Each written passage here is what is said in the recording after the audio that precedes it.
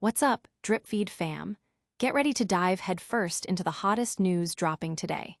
We're kicking things off with a massive tribute to the legendary Robert Redford and his incredible Sundance legacy. Then, we're diving deep into Quentin Tarantino's razor-sharp takes on horror classics and uncovering the exact moment he banned phones from his sets. You don't want to miss this one. Hit that like, subscribe, and ring the bell. You don't want to miss this one. Hit that like, subscribe, and ring the bell. Robert Redford's Sundance Dream, Beyond the Silver Screen. From the rugged peaks of Utah, a cinematic utopia was born. Actor and director Robert Redford, already a Hollywood icon, envisioned a sanctuary for independent filmmakers, a place free from the commercial pressures of the mainstream. This wasn't just a dream. It was a meticulously crafted plan that began with land purchased in the late 1960s. Redford, whose charm and talent graced classics like Butch Cassidy and the Sundance Kid, The Candidate, and The Way We Were, channeled his success into something more profound. After acquiring over 5,000 acres and renaming it Sundance, he laid the groundwork for what would become a monumental force in cinema. The Sundance Institute, founded in 1981, served as a vital incubator, nurturing groundbreaking talent like Quentin Tarantino and Paul Thomas Anderson, who credit the Institute with launching their careers. Redford's mission was clear. Storytellers broaden our minds, engage, provoke, inspire, and ultimately connect us. The vision expanded in 1985 with the Sundance Film Festival, quickly becoming the premier showcase for independent cinema. This festival catapulted films such as Steven Soderbergh's Sex, Lies, and Videotape, and Tarantino's Reservoir Dogs from obscurity to global recognition. The empire further grew with the Sundance Channel and later, Sundance Cinemas, aiming to bring independent film culture to communities nationwide. However, the utopian ideal faced challenges. Funding issues and market realities led to the sale of the cinema chain in 2015, a moment some saw as the fading of Redford's grand vision. Despite these setbacks, the impact of Sundance on the film industry is undeniable. The festival and institute continue to champion new voices, with contemporary filmmakers like Robert Eggers owing their start to its platform. Even after stepping down from leadership in 2019, Robert Redford's legacy as the Sundance Kid endures, a testament to the power of championing independent storytelling. Don't go anywhere, because the impact of Redford's vision is still being felt today. And speaking of cinematic titans, did you know Quentin Tarantino has some very specific opinions on classic horror films? Hollywood icon Robert Redford passes away at 89. The film world is mourning the loss of a true legend. Robert Redford, the celebrated actor, director, and environmental activist, has died at the age of 89. His passing was confirmed by his spokeswoman to the New York Times, marking the end of an era for Hollywood. Born in 1936, Redford captivated audiences for decades with his rugged handsomeness and undeniable charisma. He starred in timeless classics such as Butch Cassidy and the Sundance Kid, The Sting, and All the President's Men, solidifying his status as one of cinema's biggest stars. His versatility extended to romantic roles alongside Barbra Streisand in The Way We Were and Meryl Streep in Out of Africa. Beyond his acting prowess, Redford achieved critical acclaim as a director, winning an Oscar for his debut, Ordinary People, and helming other notable films like A River Runs Through It. Perhaps Redford's most enduring legacy is the creation of the Sundance Institute in 1981, followed by the Sundance Film Festival.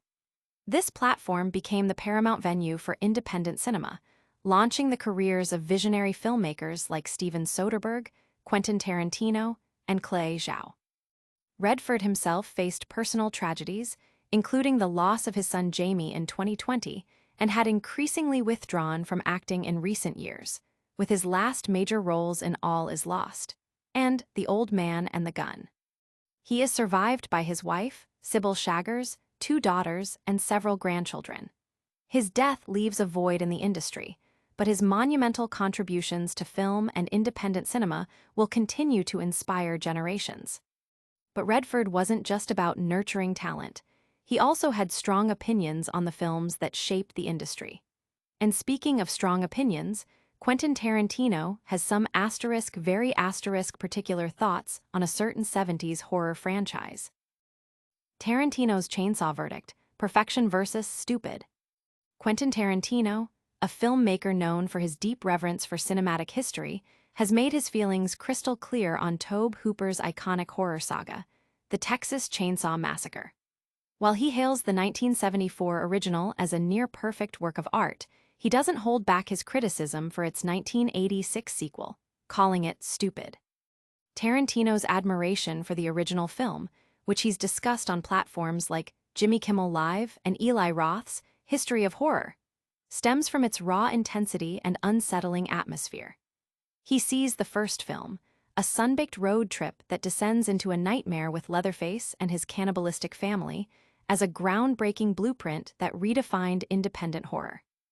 Its visceral impact, achieved on a limited budget with a documentary-like realism, left an indelible mark on the genre and on filmmakers like Tarantino himself. However, when it comes to the Texas Chainsaw Massacre 2, Tarantino's enthusiasm wanes considerably. He finds the sequel's tonal shift towards heightened, comedic excess unconvincing, even after multiple viewings. While he respects Tobe Hooper's vision, the sequel's departure from the original's primal ferocity and stripped-down dread failed to win him over. He acknowledges a chaotic dinner scene that echoes the original's sinister tone, but ultimately couldn't redeem the film in his eyes.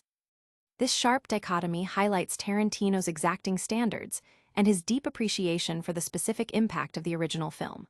For fans and filmmakers alike, revisiting both movies, currently available on Canal Plus and Prime Video, offers a fascinating study in how a legendary franchise can splinter across time and tone.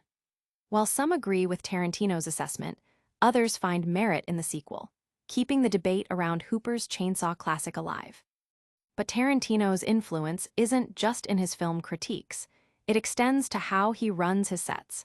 And speaking of his sets, we're about to reveal the exact moment he decided to ban phones entirely. Tarantino's Checkpoint Charlie, the phone ban that changed sets. Quentin Tarantino isn't just a director with a distinctive style.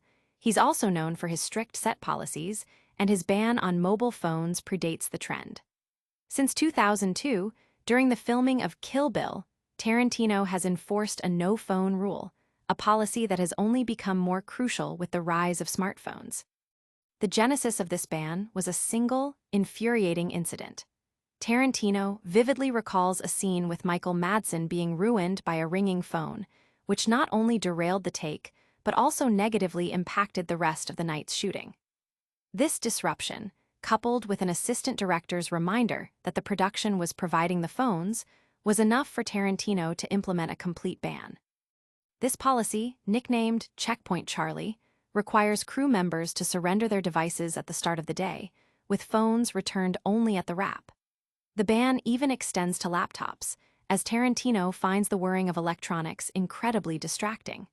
He believes smartphones, with their myriad capabilities, pull individuals away from the present moment, hindering the collaborative energy that he cherishes on set. Tarantino laments the loss of the family atmosphere that once defined film crews, where cast and crew bonded and interacted organically. For Tarantino, the primary benefit of this strict policy is fostering a tighter-knit, more focused environment. He's witnessed firsthand how the absence of devices encourages genuine interaction and a sense of shared purpose, leading crew members to express that they're finally experiencing the film industry they signed up for. He argues that this renewed presence and connection are vital for the creative process and the overall morale of the production, ensuring everyone is truly there when they're on set. And that's a wrap on our deep dives. But before you go, let's hit you with a quick recap of everything we covered today. And that's a wrap on today's Drip Feed. We celebrated the visionary legacy of Robert Redford and the enduring impact of his Sundance Institute.